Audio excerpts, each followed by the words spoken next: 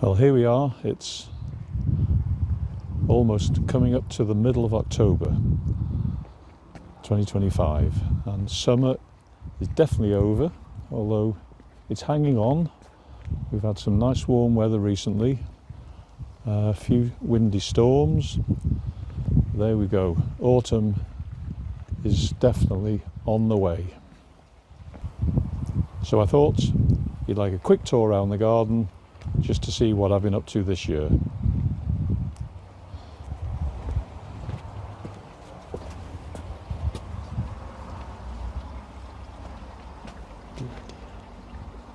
This Boston fern, bought this as a houseplant, and it lived in there in the porch for a couple of years. And it did okay at first, but gradually it started to get browner and browner, dropping leaves. It obviously wasn't happy in there. I kept it well watered and sprayed whenever I could, but there we go. So I moved it into the greenhouse, just to the cold greenhouse. Didn't really think it would do much, and it's really flourished. So it's been in the greenhouse now for 2 years, an unheated greenhouse. Kept it well watered, sprayed it now and again, but as you can see it's really healthy and it loved it there. So this summer I thought I'll give it a treat, bring it outside. It likes it here because it doesn't get the sun at all, so it's in the shade. Light, but shady. And in the greenhouse I found that with a bit of greenhouse shading, it kept green and not too many brown leaves. So there we go, that was one success story. But I'll move it, it's not frost hardy. I'll move it back into the greenhouse if there's any chance of frost. But until then, I think it looks great by the front door.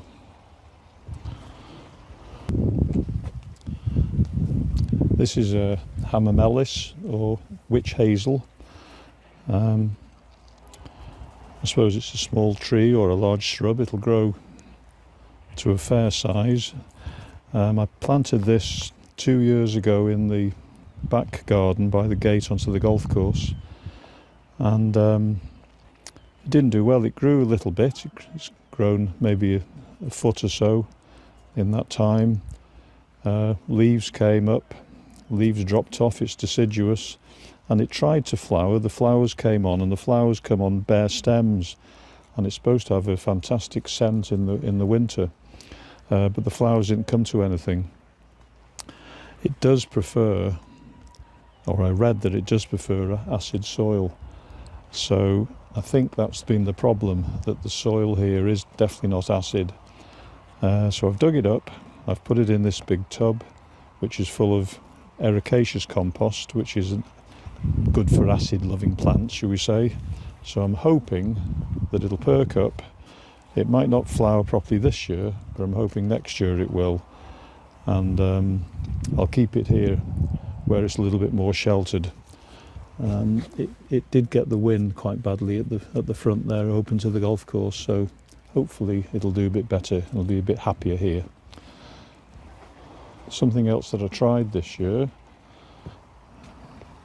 was growing some ornamental grasses in pots, and I dug up a couple of these miscanthus from another border. They were taking over the border a wee bit, and they've done quite well really. They made, just move the camera around a wee bit.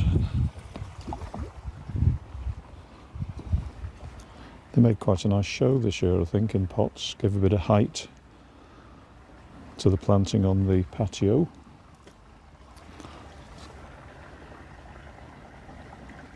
What I noticed though was that this pot, which has been in full sun all summer, all year, the leaves have kept the variegation, which is part of the attraction, I think, of this particular one. This is, what's this called? Miscanthus sinensis cabaret. There we go. For those of you who like Latin names, but this one is the same plant exactly, And this spent the summer over there, more or less where that witch hazel is, and which is partly in sun and partly in shade. And the side that was more in the sun has kept the variegation of the leaves, but the side on the same plant where it was mostly in the shade has lost its noisy herring gulls, has lost the variegation, and the leaves are just green. So there we go.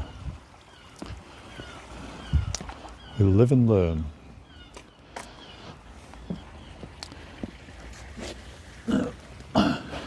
These are nerines, they're bulbs, and when we had the work done on the bungalow, I don't know whether you remember, there was a large border along here in front of the bungalow, and these were planted in a clump at one end, and I rescued as many plants as I could before the builders moved in with their mini digger.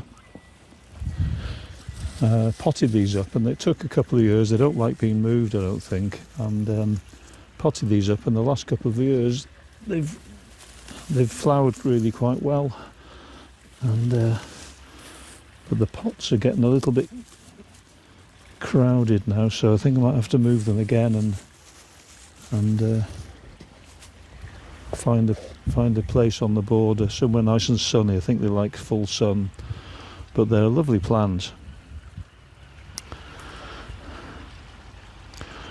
And certainly the kind of pink that Mollie used to like, which is why they were here. There we go, keeping them going. This was just a little bed that we formed when the builders made the pathway. They just left a cement slope down here onto the lawn, which didn't look great. So we got our local handyman Ivor to build a little retaining wall and make this border. It's only a shallow border, but it's done quite well. It's done very well this year. Quite like these erigerons. It's a daisy plant. It's a hardy annual. It's hardy perennial, I should say. Dies down in the winter a little bit and then bounces back. But these have become a real favourite. I think it's Gora, and it's a variety called the Bride, and again it's a hardy perennial. Grew these from seed, bought from Sarah Raven. Cut it back in the winter to about 6 or 8 inches from the ground, and it sprouts up again, and this has been flowering all year from late spring right through to now, and it's only the strong winds we've had recently that's blown a lot of the flowers off, lots of the petals off, but that's a real doer, as they say.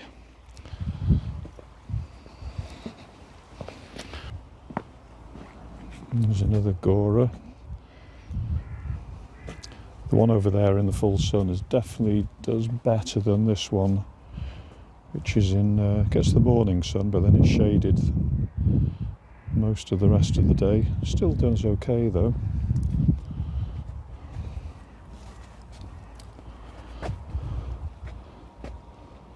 Last of the cosmos flowers.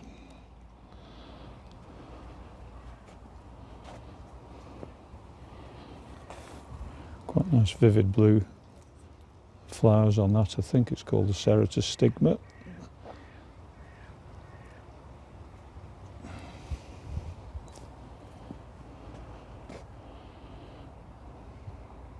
Do like cosmos. I didn't grow them really till they came here, and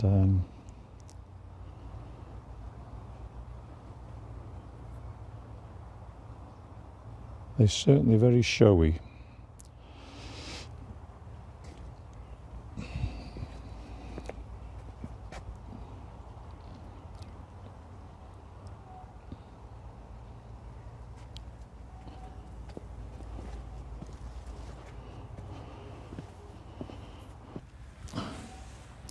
Try to do something a bit fancy here. I watched someone on the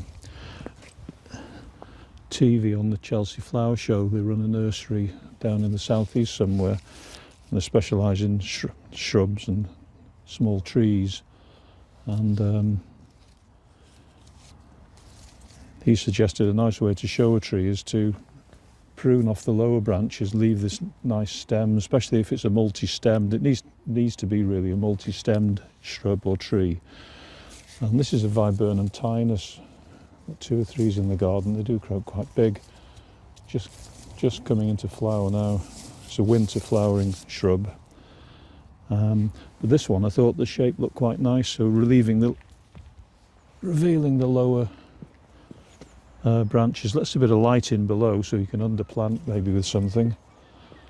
And I think that one works quite well. I did the same on this one, but it's okay, but the shape of the tree is not quite, it's not as nice a shape, but anyway, it was an experiment. Crabapple has fruited well this year, as usual, and they're ripening now. The pigeons haven't quite started to plunder them yet. I should really make some crabapple jelly, but the tree looks fantastic, covered in fruit, I must say. It certainly does. This is a Japanese anemone, and it's one that was given to me by Anne, one of our neighbours across the way. I don't know the name of the variety, but these pink ones tend not to spread too much.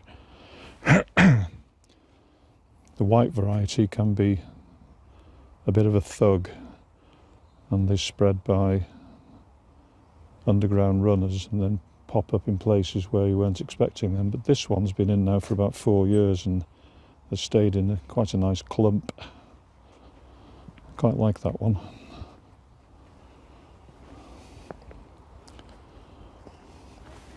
Okay, Anne. That was Anne who gave me that plant off shopping. This border now I've taken up, there was full of cosmos. This is being prepared now, ready for planting. A bit of autumn planting. This shrub, which I can't remember the name,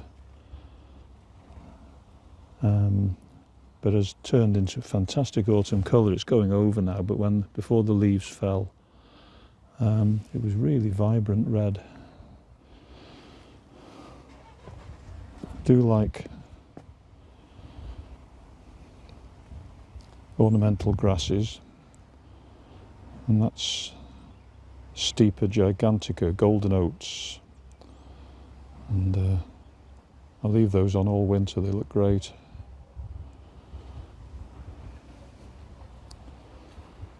Okay, this has been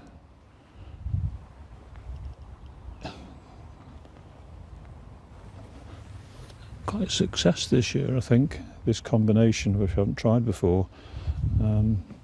This is another cosmos. It's a different variety. It's called sulphur orange for obvious reasons, and it was just an accident really. I had some left over, planted it up in pots with this blue salvia victoria, and I think the combination of the blue and the orange works really well. So I've done a few pots of that this year. They're just going over a bit now, but I'm keeping deadheading, and if you keep deadheading cosmos, they do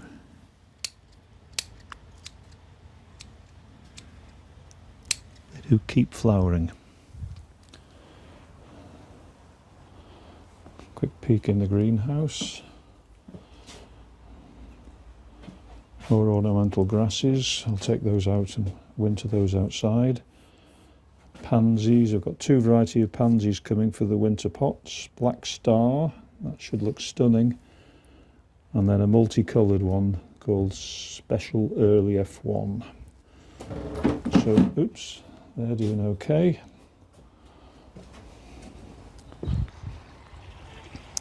Now, I said that I like Cosmos, and this one's one of the Sensation varieties. This one's called Dazzler, and I can't remember whether it was sown a little bit later than the others, but anyway, I planted it in this pot with some smaller ones, and it grew and grew and grew, produced shoots but no flowers. Then about a month ago, maybe 6 weeks ago, it produced one flower, and then suddenly all these other flowers, and now it's what, 7'6" tall. So there we go. I'm now known as the Cosmos King in the paddock. Well, and now this year's major experiment, which does look a little bit like you might be expecting a gorilla to come out of the mist. It's gone a little bit jungle-like, but I always grow 8 tomato plants in this greenhouse, and I usually stop them growing any higher than just where the window's open. But this year, the ones on this side, I've let them go rampant, and they have really gone rampant. In fact, they're taking over that side of the greenhouse. The ones that have really gone berserk are these cherry tomatoes, the yellow cherry ones called Sun Gold, and they are very sweet, lovely cherry tomatoes. They're still ripening now. So I'm just going to leave them. I'm still watering them. I'm still feeding them. Lots of these green ones, I know they won't ripen. But if we keep them going, you never know. I might just be picking fresh tomatoes on Christmas Day. Well, there's a thought. Sweet peas, sown about 6 days ago. I've done 5 varieties. These aren't all for me. Some of them also for a friend in the angling club. 5 varieties, 1, 2, 3, 4 varieties. I've got sowed 4 of each, 100% germination. This one, just 2 out of 4 so far, but that's fine. I've got plenty more seeds if I need to do a later sowing. But they'll produce nice strong plants, and they'll be ready to plant out end of March, April time. They're fully hardy, and hopefully will give a nice display.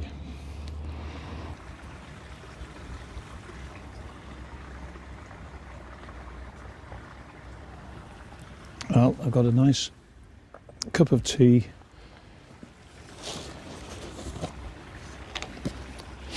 And it's now time to feed the children.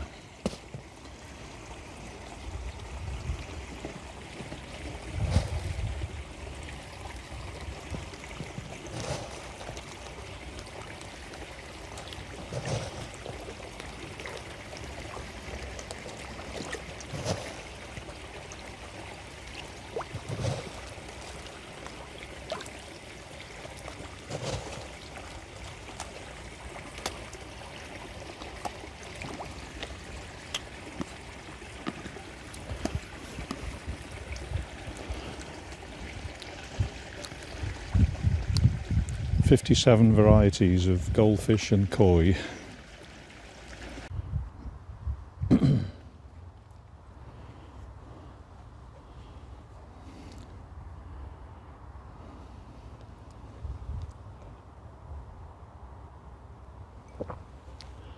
Right, I've just moved round to the front now. Had a little chat with Sheila, our neighbour, one of the neighbours. And this is just a little border we made this year. It was only planted up about a week ago.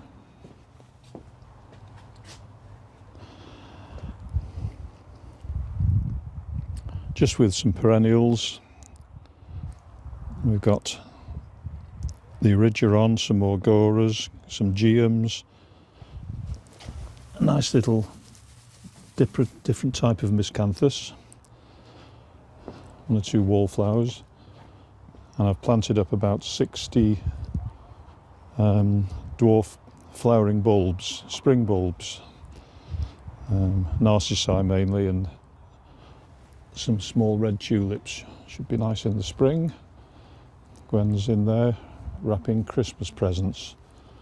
I don't even want to think about Christmas in October. There we go.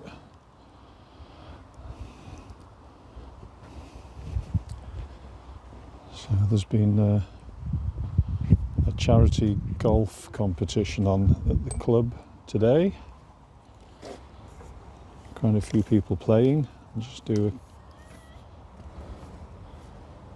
a ladies team there, and I did notice one of them walking past there sharing a bottle of wine on the way round on the course, which is, I suppose you'd say it's very sociable. But this is the second green. This is the view from our garden and from the back of the bungalow. Quick pan round.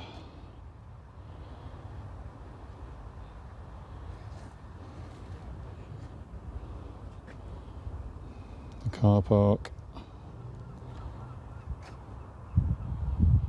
And there we go. So I'll just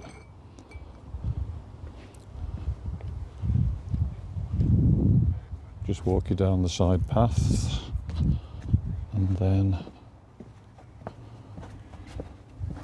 we're full circle.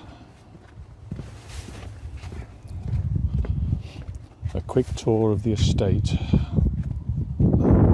This is where we started, I think, well, more or less.